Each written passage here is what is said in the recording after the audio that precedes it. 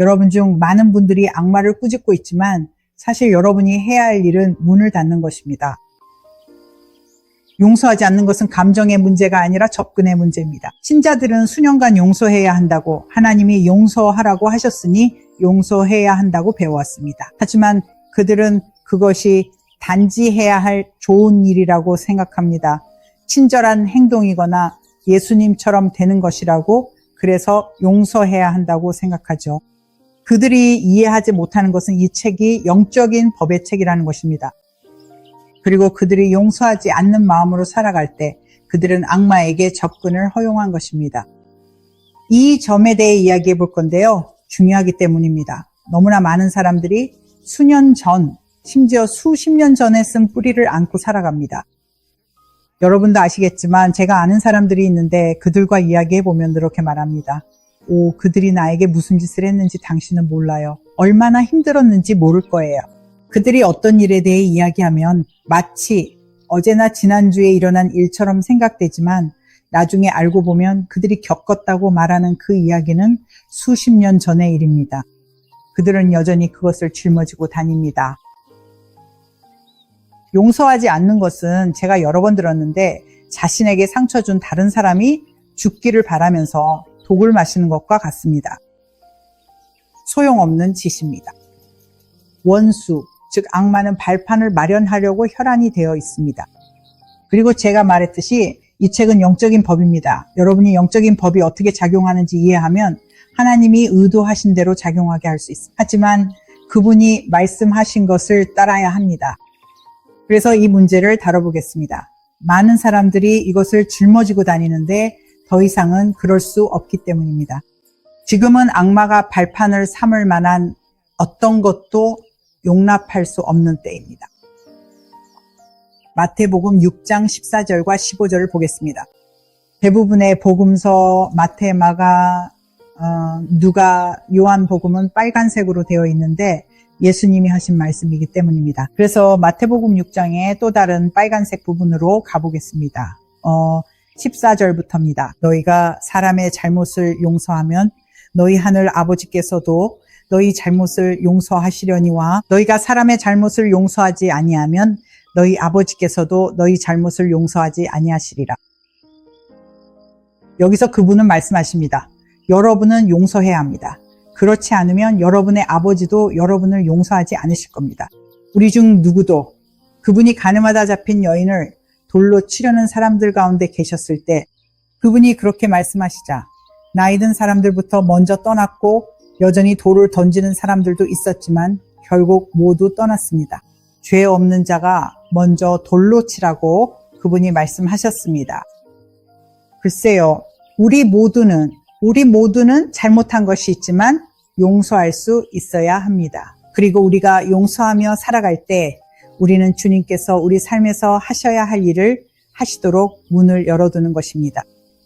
마태복음 18장 21절부터 보겠습니다. 이것은 비유이지만 그의 비유는 정말 훌륭했습니다.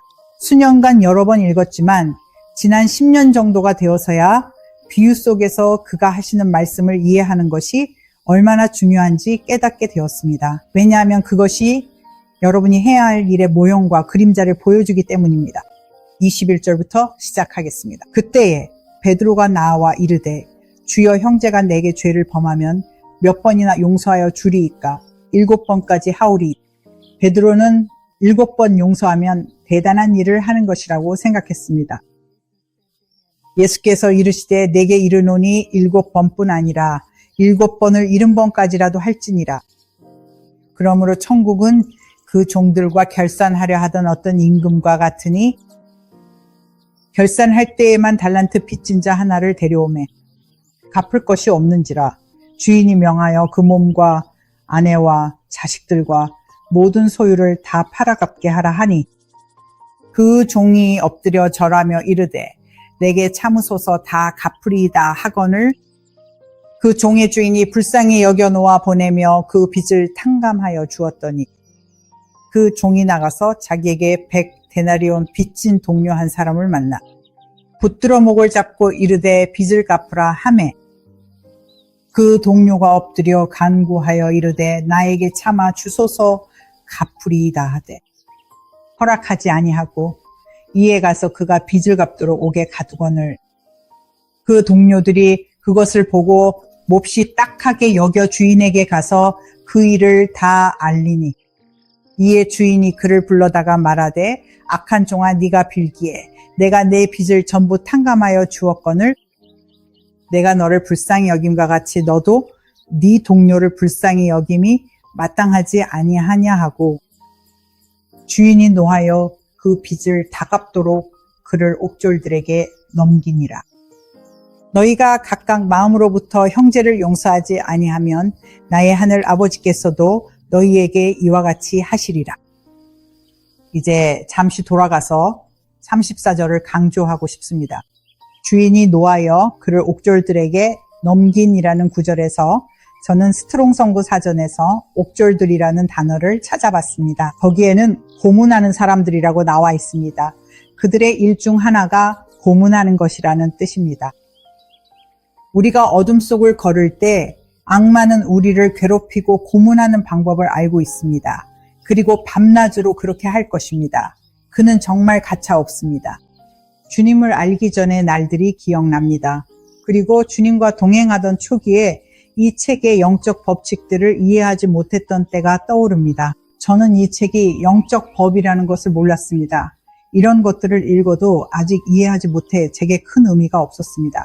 성령으로 말미암은 계시가 없었기 때문입니다. 그리고 원수는 저를 계속 괴롭힐 거리를 찾곤 했습니다. 그는 있잖아요. 사람들에게 말하곤 했죠. 옛날 말로 생선 장수 아내라고 하는데 남편에게 결혼한 여자가 끊임없이 잔소리하고 또 잔소리하고 또 잔소리하는 사람을 말하죠. 악마가 바로 그런 짓을 합니다. 그는 당신을 괴롭히고 싶은 사소한 것을 찾아내서 당신을 계속해서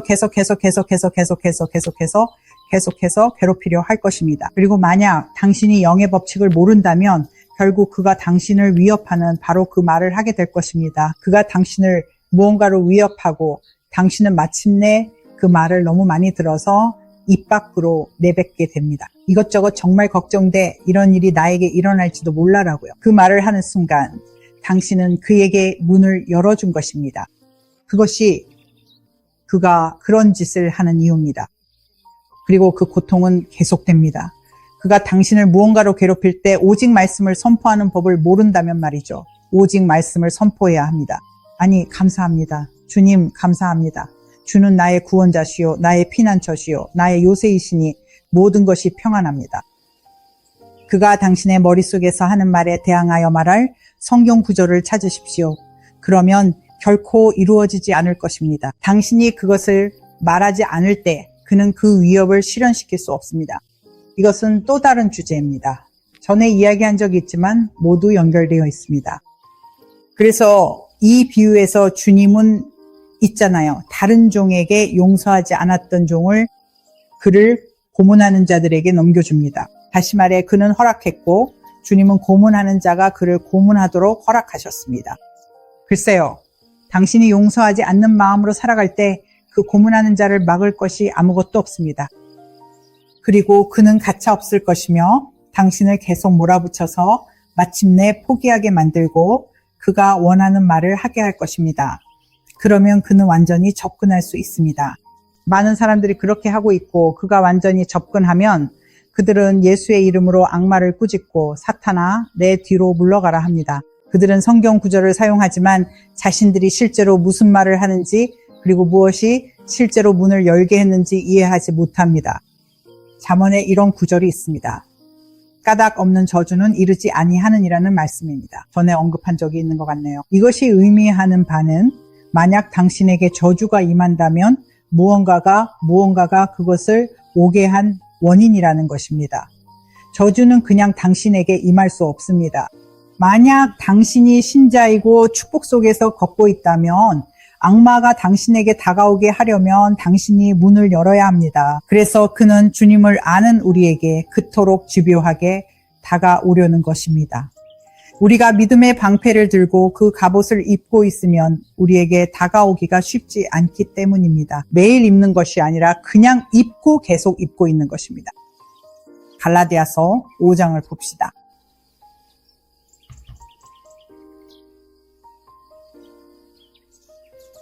우리가 하는 많은 일들 중에는 우리가 하는 줄도 모르는 것들이 있습니다.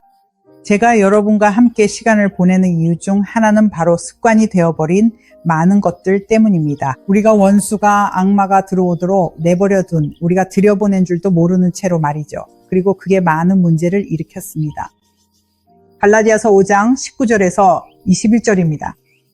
육체의 일은 분명한 이곳 음행과 더러운 것과 호색과 우상 숭배와 주술과 원수 맺는 것과 분쟁과 시기와 분냄과 당짓는 것과 분열함과 이단과 투기와 살인과 술취함과 방탕함과 또 그와 같은 것들이라. 전에 너희에게 경계한 것 같이 경계하노니 이런 일을 하는 자들은 하나님의 나라를 유업으로 받지 못할 것이요. 용서하지 않음이 문을 엽니다. 즉, 이 모든 다른 것들이 용서하지 않는 마음과 함께 작용합니다. 많은 경우에 미움이나 시기는 그 결과로 나타나게 됩니다. 제 말은 제가 거꾸로 말하고 있네요. 미움과 시기가 용서하지 않음의 시작이 될 겁니다. 누군가와 일이 생기고 그 사람이 행동하면 저 사람을 용서할 수 없어 라고 하게 될 겁니다. 제가 들었을 때 깊은 감명을 받은 이야기가 생각나는데 지금도 여전히 그렇게 느껴집니다. 제리 사벨이라는 분인데 지금은 천국에 계십니다. 주님과 함께 계시죠. 몇 년 전 누군가 그에게 전화해 말했어요. 제 친구 중 한 명이 병원에 입원했어요. 암사기입니다. 와서 그를 위해 기도해 주세요. 그러자 그가 말했습니다. 알겠습니다. 기도하겠습니다. 병원으로 운전하는 동안 주님께서 말씀하셨습니다. 그는 처음 만나는 그 여인에 대해 주님께 이야기하고 있었습니다. 주님, 어떻게 그를 위해 기도해야 합니까? 무슨 말을 하길 원하십니까? 그러자 주님께서 말씀하셨습니다. 그녀에게 남편을 용서하면 내가 그녀를 병상에서 일으켜 온전히 낫게 할 것이라고 전하여라. 그가 말했죠.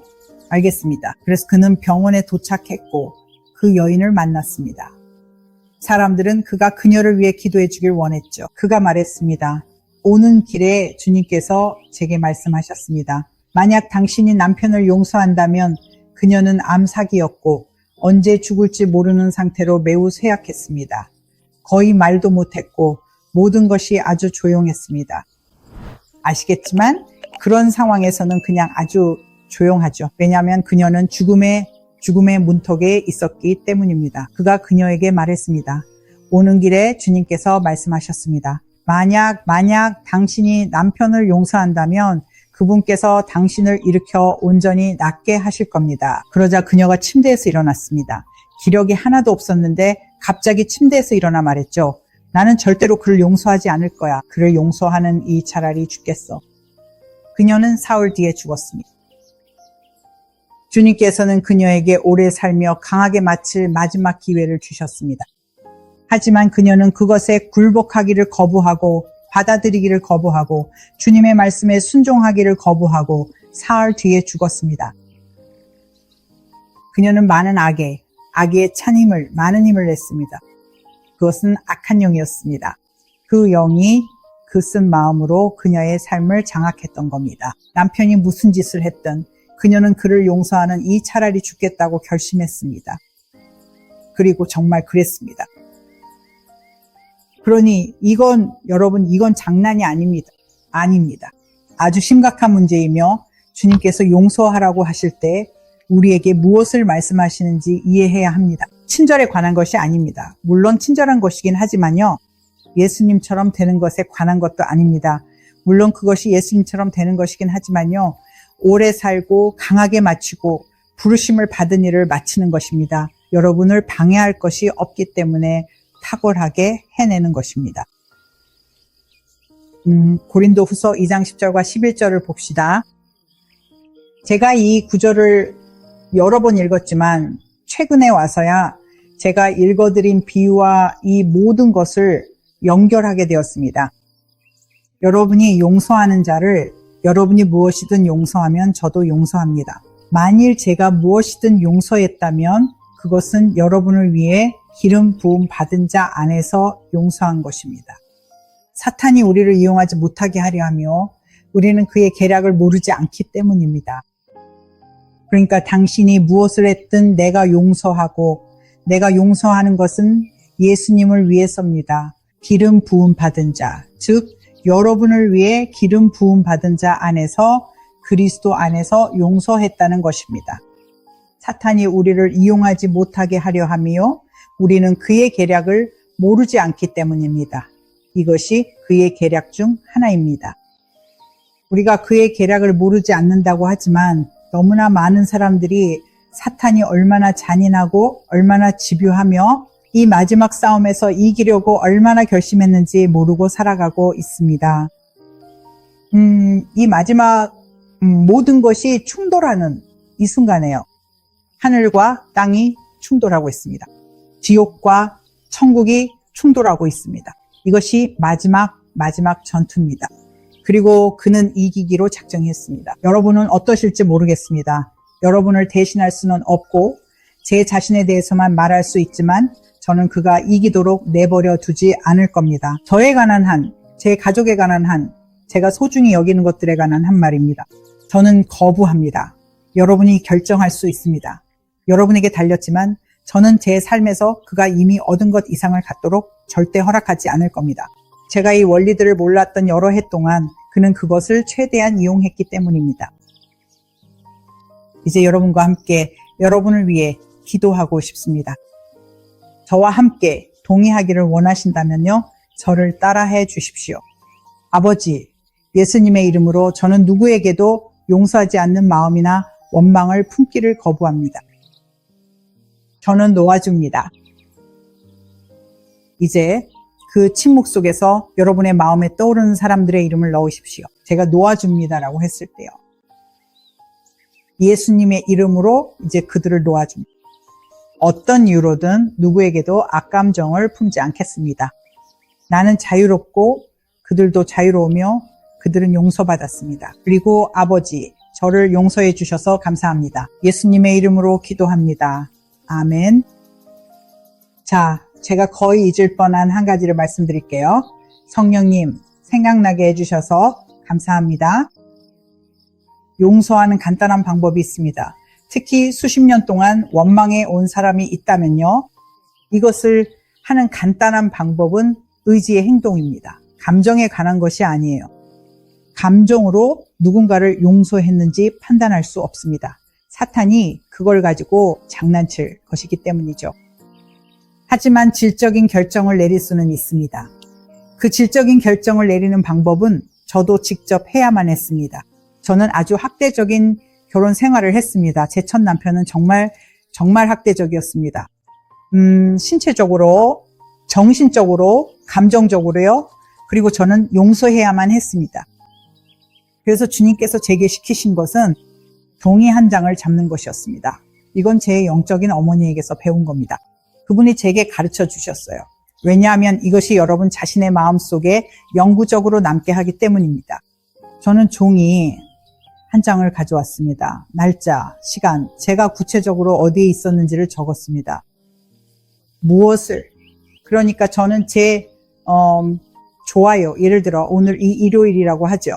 그래서 일요일이고 새벽 4시 30분이고 저는 거실에 있고 저는 용서하기로 결심했고 그의 이름을 적었습니다.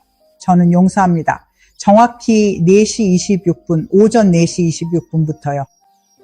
11일 일요일에 저는 용서합니다. 더 이상 붙잡고 있지 않겠습니다. 주님, 예수님의 이름으로 그를 용서했습니다. 그는 용서받았습니다. 그리고 제 영적인 어머니가 하라고 하신 것은 그 종이를 접어서 항상 주머니나 언제든지 꺼낼 수 있는 곳에 두는 것이었습니다. 왜냐하면 앞으로 일어날 일은 악마가 여러분에게 그 모든 상처받은 감정들이 다시 올라오게 하고 그 모든 쓴 감정들이 다시 올라오게 하려고 할 것이기 때문입니다. 그 모든 것을 다시 돌아오게 하려고 할 겁니다. 그가 그럴 때 입으로 말하세요. 안 돼. 2026년 1월 11일 오전 4시 26분에 나는 아무개를 용서했다. 그는 용서받았다. 나는 그를 주님께 맡겼다. 기록되었으되 악마야.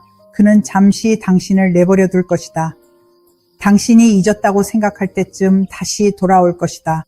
종이를 잡고 말하세요. 안 돼. 기록되었으되 악마야. 2016년 1월 11일 오전 4시 26분에 나는 아무개를 용서했다. 나는 그에게 악감정이 없다. 나는 그를 용서했다.